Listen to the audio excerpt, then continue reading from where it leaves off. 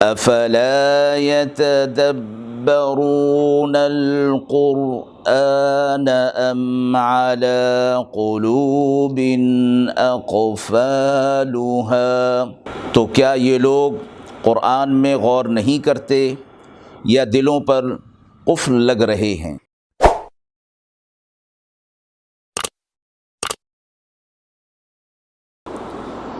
बिस्मिल्लाहिर्रहमानिर्रहीम।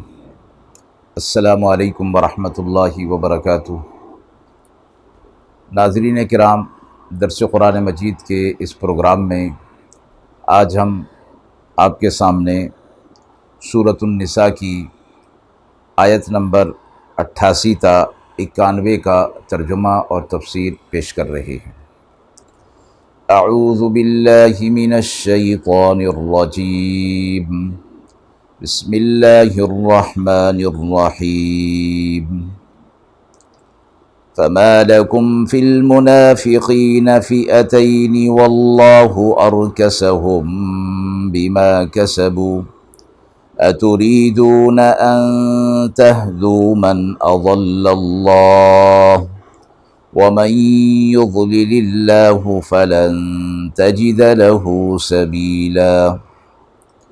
वद्दू लौ तकफुरून कमा कफरू फतकूनून सवाअन फला तत्तखिज़ू मिनहुम औलियाअ हत्ता युहाजिरू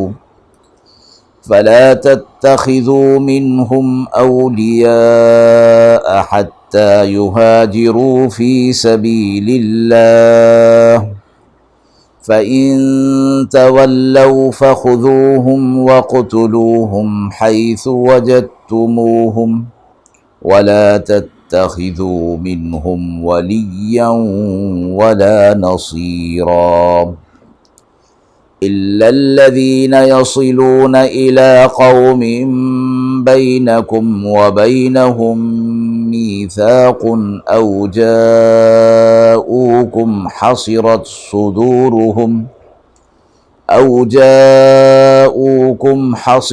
सुदूरुहुम अन युक़ातिलूकुम औ युक़ातिलू क़ौमहुम वलौ शाअ अल्लाहु लसल्लतहुम अलैकुम फलक़ातलूकुम फ़इन अअ्तज़लूकुम फलम युक़ातिलूकुम वअल्क़ौ इलैकुमुस्सलम फमा जअलल्लाहु लकुम अलैहिम सबीला। सतजिदून आखरीन युरीदून अन यअमनूकुम वयअमनू क़ौमहुम कुल्लमा रुद्दू इलल फ़ितनति उरकिसू फ़ीहा फ़इन लम यअ्तज़िलूकुम वयुल्क़ू इलैकुमुस्सलम वयकुफ़्फ़ू अयदियहुम फ़ख़ुज़ूहुम वक़्तुलूहुम हैसु सक़िफ़्तुमूहुम वउलाइकुम जअलना लकुम अलैहिम सुल्तानम मुबीना। आयात मुबारका का तर्जुमा मुलाहिज़ा फ़रमाएँ। फिर तुम्हें क्या हुआ कि मुनाफिकीन के मामले में तुम दो फरीक हो रहे हो और अल्लाह ने उन्हें उलट दिया बसबब उनके आमाल के। क्या तुम चाहते हो कि हिदायत पर ले आओ जिसे अल्लाह ने गुमराह किया, और जिसे अल्लाह गुमराह करे वो कोई राह नहीं पाएगा। ये चाहते हैं कि तुम भी काफिर हो जाओ जैसे वो काफिर हुए, फिर तुम सब बराबर हो जाओ। सो तुम इनमें से किसी को दोस्त मत बनाओ यहाँ तक कि वो अल्लाह की राह में हिजरत कर लें, फिर इसको कबूल ना करें तो इनको पकड़ो और मार डालो जहाँ कहीं पाओ, और ना बनाओ इनमें से किसी को दोस्त और ना मददगार, मगर वो लोग जो कि मिलाप रखते हैं एक कौम से कि तुम में और उनमें अहद है। ये आए हैं तुम्हारे पास कि तंग हो गए हैं दिल उनके तुम्हारी लड़ाई से और अपनी कौम की लड़ाई से भी, और अगर अल्लाह चाहता تو ان کو تم پر زور دے دیتا تو ضرور لڑتے تم سے، سو اگر یکسو رہیں وہ تم سے، پھر تم سے نہ لڑیں اور پیش کریں تم پر صلح، تو اللہ نے نہیں دی تمہیں ان پر کوئی راہ۔ اب تم دیکھو گے کہ ایک اور قوم کو جو چاہتے ہیں کہ امن میں رہیں تم سے بھی اور اپنی قوم سے بھی، جب کبھی لوٹائے جاتے ہیں وہ فساد کی طرف تو اس کی طرف لوٹ جاتے ہیں، پھر اگر وہ تم سے یکسو نہ رہیں اور پیش نہ کریں تم پر صلح اور اپنے ہاتھ نہ روکیں تو ان کو پکڑو اور مار ڈالو جہاں پاؤ، اور ان پر ہم نے تمہیں واضح حجت دے دی ہے۔ آیات کے حوالے سے اللہ رب العزت نے اہل ایمان کو خطاب فرمایا ہے، اور کچھ صورتحال اس طرح پیش آئی تھی کہ بعض مشرکین مکہ ہجرت کر کے مسلمانوں کے ساتھ مدینہ آ گئے اور ظاہر کیا کہ ہم نے ہجرت کر لی اور ہم مسلمان ہیں، حالانکہ وہ ان کے دلوں کے اندر نفاق تھا، وہ لوگ مرتد ہو رہے تھے۔ رسول اللہ صلی اللہ علیہ وسلم کے پاس آئے اور اپنا کچھ سامان، اسباب تجارت، دوسری چیزیں لینے کے لیے مکہ جانے کی اجازت انہوں نے طلب کی، اور مکہ چلے گئے اور پھر وہ واپس نہیں آئے۔ ان کے بارے میں اہل ایمانوں کی دو رائے ہو گئی، بعض کہنے لگے کہ یہ مسلمان ہیں کیونکہ انہوں نے ہجرت کر لی تھی، بعض نے کہا کہ یہ کافر ہیں۔ اللہ تعالیٰ نے یہ آیت نازل فرمائی اور ان کا کفر واضح کر دیا کہ تمہیں ان کے بارے میں دو رائے نہیں رکھنی۔ اللہ رب العزت نے واضح کر دیا اور ان کے قتل کا حکم دے دیا۔ ایک اور روایت میں ہے کہ سراقہ بن مالک مدلجی نے بدر اور احد کے واقعے کے بعد رسول اللہ صلی اللہ علیہ وسلم سے درخواست کی کہ ہماری قوم بنی مدلج سے صلح کر لیجیے۔ آپ صلی اللہ علیہ وسلم نے حضرت خالد بن ولید رضی اللہ تعالی عنہ کو تکمیل صلح کے لیے وہاں بھیجا، اور مضمون صلح کا یہ تھا: ہم رسول اللہ صلی اللہ علیہ وسلم کے خلاف کسی کی مدد نہ کریں گے، اور قریش مسلمان ہو جائیں گے تو ہم بھی مسلمان ہو جائیں گے، اور جو قومیں ہم سے متحد ہوں گی وہ بھی اس معاہدے میں ہمارے ساتھ شریک ہوں گی۔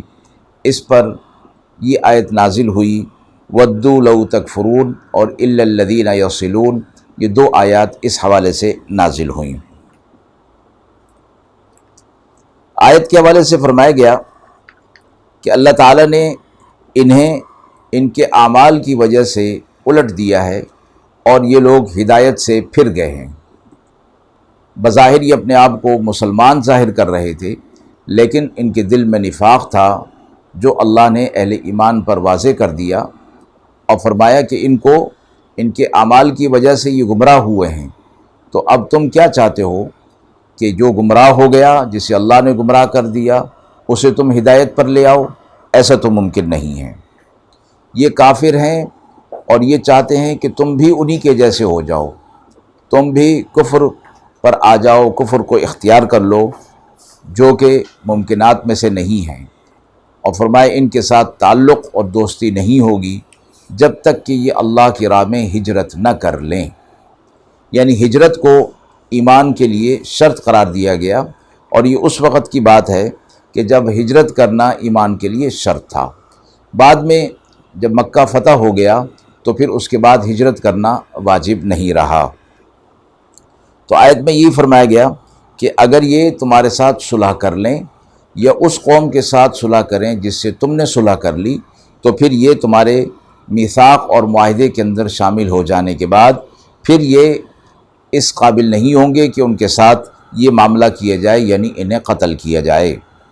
البتہ اگر یہ لوگ اس صلح کو خود توڑ دیں اور تمہاری طرف جو صلح ہوئی تھی، تم سے جو صلح ہوئی تھی، اس کا پاس نہ رکھیں، معاہدہ توڑ دیں، تو پھر دوبارہ جو ہے ان کے ساتھ وہی معاملہ کیا جائے گا، یعنی جہاں یہ پائے جائیں گے انہیں پکڑا جائے گا اور انہیں قتل کیا جائے گا۔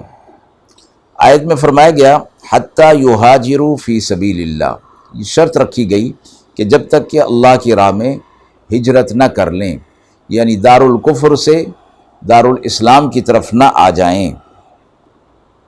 یہ اس زمانے کا حکم ہے جب ہجرت شرط ایمان تھی اور اسی آدمی کو مسلمان سمجھا جاتا تھا جو استطاعت رکھتے ہوئے ہجرت کر لیتا تھا۔ ہجرت کی وہ صورت تو اب منسوخ ہو گئی فتح مکہ کے بعد، البتہ ہجرت کی دوسری صورت جو قیامت تک باقی رہے گی، آپ صلی اللہ علیہ وسلم نے فرمایا ہجرت اس وقت تک باقی رہے گی جب تک توبہ کی علامات کی قبولیت کا وقت باقی ہے۔ اور اصطلاح میں ہجرت کا اطلاق دو چیزوں پر ہوتا ہے: اپنی جان، مال، عزت اور آبرو اور دین کی حفاظت کے لیے ایک جگہ سے دوسری جگہ جانا، جیسا کہ حضرات صحابہ اکرام نے کیا، اور دوسرا معنی اس کا ہے گناہوں کا چھوڑنا، یعنی گناہوں کا چھوڑنا بھی ایک طرح سے ہجرت کے معنی میں ہے کہ گناہوں والی زندگی کو چھوڑ کر اور اعمال والی زندگی کی طرف آ جانا، پلٹ آنا، اس کو بھی ہجرت کہا گیا۔ اور ساتھ ہی یہ فرما دیا وَلَا تَتَّخِذُوا مِنْهُمْ وَلِيًّا وَلَا نَصِيرًا، ایسے لوگوں کو دوست بھی نہ بنایا جائے، نہ ان سے کوئی مدد طلب کی جائے، اور ان سے نصرت اور مدد طلب کرنا حرام ہے۔ چنانچہ ایک روایت میں آتا ہے کہ کفار کے خلاف جب انصار نے یہود سے مدد طلب کرنے کی اجازت آپ صلی اللہ علیہ وسلم سے چاہی تو آپ صلی اللہ علیہ وسلم نے فرمایا کہ یہ خبیث قوم ہے، ہمیں اس کی کوئی حاجت نہیں ہے۔ تو اللہ تعالیٰ نے اہل ایمان کو فرمایا کہ معاہدے کی صورت میں تو ان کے ساتھ قتل نہیں کیا جائے گا، ان کو قتل نہیں کیا جائے گا، اور ان کے ساتھ دوستی اس صورت میں ہوگی جب یہ اللہ کی راہ میں ہجرت کر لیں۔ اللہ نے تمہیں ان پر واضح حجت دے دی ہے اور یہ حکم اسی طرح ہوگا۔ وآخر دعوانا ان الحمد للہ رب العالمین۔